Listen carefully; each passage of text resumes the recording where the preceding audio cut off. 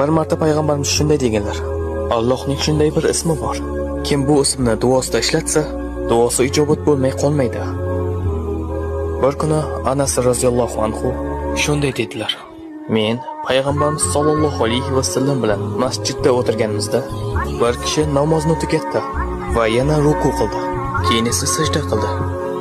U sajda qilib bo'lgach shunday dedilar: اللهم إني أسألك بأني أشهد أنك أنت الله لا إله إلا أنت الأحد الصمد الذي لم يلد ولم يولد ولم يكن له كفوا أحد.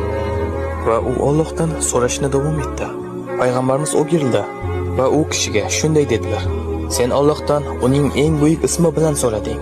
Agarda kimdir Allohdan shu ism bilan iltijo qilsa, Alloh unga javob beradi. Agar kimdir shu ism bilan nimadir so'rasa, Alloh beradi. Alloh buni ikki xil yo'l bilan qiladi.